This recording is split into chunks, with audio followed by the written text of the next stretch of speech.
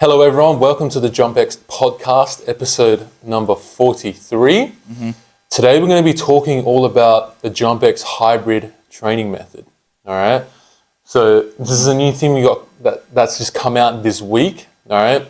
Basically, it's combining both strength work and plyometrics, which gives a potent recipe to jump higher. It's like an and/or sort of situation. You don't just have to do strength or you just have to do plyos. We have found in our experience by combining both, you definitely get the best results. Without a doubt, and the science backs this as well. You know, end of the day, the product of a vertical jump is force. Well, this is product of power is force times velocity. Right, and basically improving your power output improves your vertical jump. Right, if your power goes up, the vertical jump goes up. It's as simple as that, right? And obviously improving your tendon elasticity along with that too, which plyometrics is going to provide you with. Combining both these methods, your strength is going up, you know, your power is going up, your speed's going up, you're sprinting your plyometrics, you're going to jump higher. Like for myself, when I've jumped my highest, both these things have been their highest as well. Yep. Like I know you can speak on that too. Yeah. Whenever I'm at my strongest. Yep. Pretty much jump my highest. And I will usually find that I'm like the fastest I've ever been. Yeah. So it's pretty linear. Like I feel like if I did a 100-meter dash from ages 18, 19, 20, 21, 22, 23, every year it would be quicker. Same with strength. Every year it would be higher. And yours would definitely be quicker. What? 100-meter. Yeah. From when I last did it, I hope so. Last time I tested my like legit 400-meter was when I was like in high school in like year 9. That's crazy. You didn't do it after year 9? No, never. Shit. Never. I don't know why. Huh? Do you know what your time was? It was like in the 13s. And that was like year 9 when I was like 14 and untrained. See, it's not shit. Yeah. But it's not like, it's not great. Yeah, it's not fantastic. Was it hand timed as well? Yeah. Yeah, so it wouldn't have been accurate. Even higher. Yeah. Even shitter, yeah. Probably it wouldn't have been accurate by any means. Yeah. But yeah, anyways, like some of the big benefits of this type of training, right? You're going to jump higher, you know, like you're going to be hitting dunks you haven't hit before, you know, your acceleration is going to be improved, your change of direction is going to be improved, you're going to be quicker off your first step. Injury to reduction. Yes. If you stay healthy, you can train more consistently, you'll get better results over the year. Yeah, 100%, you know, stronger knees, stronger tendons as well, as long as loads and dosages and things are structured properly as well, you know. There's no healthier in that way. Yeah, there's no reason why you can't do both at the same time. People love to put stuff in the boxes. Because we see people like marketing towards only doing one thing or the other, right? When it's not that black and white, there's like it works well for marketing, right? Just doing one thing, right? But in reality, at the end of the day, you know, it's not how you achieve a great vertical jump just doing plyos, right? Because if you just do plyos and say you haven't done anything before, you're going to see quick results, but you're going to very, very quickly plateau if you don't see strength work. And if you don't incorporate plyos and you only do strength work, the same thing is going to happen because that strength work is going to stop essentially translating over to your vertical jump as well. I hate the argument when people be like, oh, well, I did plyos and I jumped higher, or I did strength and I jumped higher. Like, I mean, I just did one of these. Yeah. It's like, yeah, like what you were just saying, of course you're going to jump higher. Yeah. You might be able to ride that out for longer than someone else. Yeah. It really depends on where you are. And this is why you need to do hybrid training, and this is why you need to get on hybrid training, because you need both, right? Put out a post recently. It's like you're trying to cook a meal, like you're trying to cook spaghetti bolognese, right? But you can't cook spaghetti bolognese just using pasta or just using the meat and the sauce, right? It doesn't work. You don't get a complete meal, right? So it's the same for vertical jump, right? Yeah. I was going to say, like, don't get it twisted. It's not like every athlete, especially on JumpX, doesn't have no one has the same program. Yeah. Because, we're using strength and plyometrics and, like, fast stuff all at the same time. Yeah. But it doesn't mean they have the same percentages of those No. There's still, like, bias towards certain, you know, sides of the spectrum. Yeah. Really, you know, depending on who it is. So for your example, you're focusing on the plyos a lot right now, correct? correct? Yeah, but also still building strength because that's integral. Yeah. You can never ignore that. Of course, and that's you why you can never be too strong. It's an endless pursuit. You know, you're never going to get too strong. It's impossible. Like we were saying with Moses, if your sport isn't strength training, I'd say 99.999% of people, it's impossible to reach your genetic strength potential because you're running, you're jumping. You're doing shit that's not strength training oriented. So how the fuck do you think you have like the superpowers to get there? There's an argument though that running is a form of strength training for your calves though. Sure, but you increase your running volume, your calf muscles are going to get stronger. You increase your plyometric volume, your calf is going to get stronger. I feel like calf strength can be measured so many different ways though. You can, but anyways, getting back to what you're saying. About different percentages? Yeah. Everyone needs different percentages depending on where you are. Yeah. Always use the example of Brad, I think. Yeah. I feel like Brad always comes up when we talk about someone who needs to get faster. And he is, because he's doing more plyos. Yeah. He's playing more basketball, I think, which is going to help him get lighter as well, body weight, which is going to help him get off the ground. Burn more calories, 100%. Exactly. Make that calorie deficit easier to be in, 100%. Sure. But that goes without saying. The dosages are going to be different for everyone, and everyone's program is going to be different based on so many factors, right? So if you guys are looking, to jump higher, looking for this training to be taken care of for you, where you don't have to worry about it, you want guaranteed results, guaranteed jumping higher in your first 30 days, all your money back, and we'll work with you for free until you are jumping higher. Click the link in our Instagram bio and apply for our coaching. Mm-hmm. All right, you can book a call through there, through us contacting you, and we'll get you sorted from there. Awesome. Yeah. Yeah, but going back to it, everyone's training is different, and everyone's dosages in terms of combining both these things is going to be different, and that's exactly why we do what we do at JumpX. Yeah, bro. Right? I came across, this is a bit of a tangent, but it's still related a little bit. I came across a guy on Instagram yesterday, and his posts are like the number one thing I hate. And he was saying something like, do these 3 plyometric exercises to like get your bounce freaky. Just do them twice per week for, forever. And you can just like rinse and repeat it. Yeah. But it's like, there's so much wrong with that. It's like that, first of all, that's like the wrong mentality to have. Like, if you ever think to yourself, like, what's the quickest time I can get something done in? I feel like you're already kind of going down the wrong path. Like, what's the easiest way to do something? Like, that's the wrong mentality to have. Yeah. But also, and that's just going to translate over into all aspects of your life. Yeah. As you're not going to achieve anything, because again, the best, the greatest things normally people have in their life are normally the hardest things to get.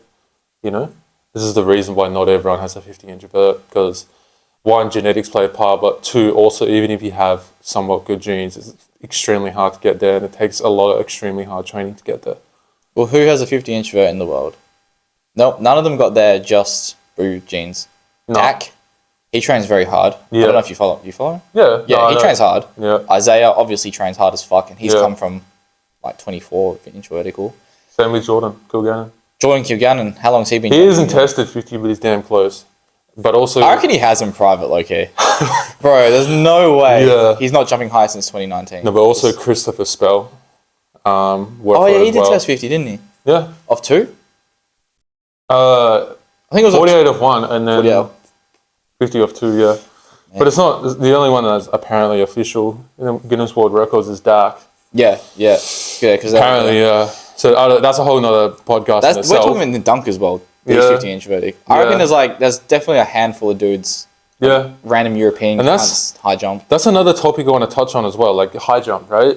So that's where training is going to be different for everyone. If you're a 1 foot jumper, training is going to be a lot different to you than 2 foot training, right? A lot of your results are going to come from doing more plyometrics and faster paced movements because they translate more over into 1 foot because the ground contact times are quicker in 1 foot. Yeah. As well, all right? So that's another example where training needs to be different for you depending on your jump style as well. And that's something we do for you as well and take care of for you as well. So you don't even have to think about it. Yeah. It can look very, very different for 1 foot and 2 foot jumping. Yeah. Surprisingly different. 1 foot's more like sprinting, not as quick of a ground contact time, but it's like closer to that end of the right. spectrum. Okay, yeah. You know? Yeah, for sure. I've heard that running uphill, like a slant kind of like that, is equivalent to 2 foot ground contact time, like accelerating up a hill. Interesting. So like using heavier sled work. Or doing that, yeah. I actually want to start using sled for my training. It's very interesting, but that's like the same argument with Olympic lifting. It is. The time to produce force is around the same as 2-foot jumping. Yeah. Right, so it's very specific to 2-foot jumping, but then there's another argument in and of itself whether that's even meaningful to train. Yeah. Hey guys, all I'm saying is we fucking test shit on ourselves before we start like implementing it with, Because there's another argument where training opposite ends of the spectrum in terms of strength and speed, training the most potent sources of that produces more and better results than training the middle ground. Yeah, because you get the middle stuff anyway. Yeah, because the middle stuff just takes care of itself. Yeah. So there's the argument in that too, and that's the thing. It's controversial right now, and it's like there's nothing like set in stone. I wish it was, but it's not. It's not. Yeah. If anyone tries to tell you different, they're lying. Yeah. There is no. It's not like, there's no study confirming it. Yeah. The study's showing positives for both ways. So you got to find out what works for you. And we've experimented with both things ourselves. Like we've both gone times without doing Olympic lifting at all. The thing we do know is that plyometrics and strength work works every single time. Exactly. And someone's power input is going to go up every single time. So why would you not milk it? Yes. Exactly. I think there's a name for it, bro. It starts with like H. Yeah, hybrid training, bruv. Yeah. Hybrid jump training, man. I think it rhymes with like hybrid gaining. But yeah, so you guys are going to see a lot more of this on our social media, and this is something we're going to be talking about a lot more on our social media as well. And it's something we believe in, like 100%. Just from our experiences and stuff. 100%. 100%. 100%. And we'll, at the end of the day, it just works. It just works extremely well. Yeah. And it adds a lot of variety to someone's training as well. It's very nice we have a name for it now. Yeah. Because we played around with like lots of different names, and hybrid training really just, when you say it, hopefully people will start thinking, what we do. They will. Yeah. They will. And like we said too, caters to 1-foot jumping, 2-foot jumping as well. It's going to improve everything. Your sprinting, your upright sprinting, your acceleration, change of direction, everything. The umbrella of athleticism. Literally. And your physique will benefit as well, too. Yeah. Because we also include upper body training in there as well. And diet, if you're on JumpX. Yeah. Well, diet's like, very important in terms of, yes, performance, but also physique. Like getting the most out of it. Yeah. Well, getting the most out of this method of training, it all ties in. If you're eating like a fat cunt, and you actually are, then you could gain inches on your reticle, but you could make the easiest gains of your life just getting lean. Why would you not do that? Yeah. You don't even have to train to do that. Literally just have to, sort out your diet a little bit, do a bit of research. But here's the thing, right? You do need to train because you don't want to be losing strength and power. Because if you get leaner, losing weight, you lose strength and power. Then you're probably not going to jump higher. It kind of cancels out. So you have to at least maintain your strength and power. I was just thinking of an extreme case, right? Some untrained guy. He's fat, and then he's like identical twin that's skinny. The skinny one will jump higher if they're both untrained. Yeah. Just because, Granted, their lives are exactly the same. Like they've done every fucking movement the same. Yeah. I'd say, then the skinny guy will jump higher. No facts. Unless he's like anorexic. I don't even know what I'm talking about anymore. No facts. Facts. No, but jump session tomorrow. All right. My first jump session in 2 weeks. Coming back from back injury, so that'll be very interesting to see how that goes. If you guys don't know, damaged one of my discs, like minorly, doing a lying leg raise. Kind of unfortunate, but shit happens. Been working closely with physio and following a lot of Stuart McGill's research and training modalities to address my issue. So experimenting. Hey? Experimenting. He has been trying so many different things to see what works, You've had to do a lot of trial and error, which is good. Well, that's the thing, but that's just for my specific situation. For sure. Everyone's back specific situation is completely different. So what applies to me won't apply to someone else. Exactly. Like, So you could front squat. I mean, you couldn't front squat. I could front squat. There you go. That's already one difference between our back injuries. yeah, I don't know. What did he say? Which disc it was? No. Was she? Is like L5. It's like the bottom one. Okay, so yours is lower than mine. Yeah. Okay. So, but it's like minor. You know, like I'm not in pain right now or anything like that. The only time I really get in pain is like when I'm sitting for too long. Mm-hmm. Or if I was to go do just something stupid like go back squat right now, heavy. Or go deadlift right now, heavy. Start Huh? spamming under both. Or spam like crazy flexion dunks, yeah. Or like crazy extension dunks. So if I was to go spam like two hand, like reverses, pump reverses, then that would probably flare it up. But you know, it'd be so cool if you could get like, well, you can, but obviously you haven't, like an image of it, and you could see like which part of the disc, like if it's come out the right, come out the left, back. You know what I mean? Because then you can almost think like when you're doing it between the legs, you're like crunching to one side, and then you can like cater it. And you can crunch like the way that it's not injured.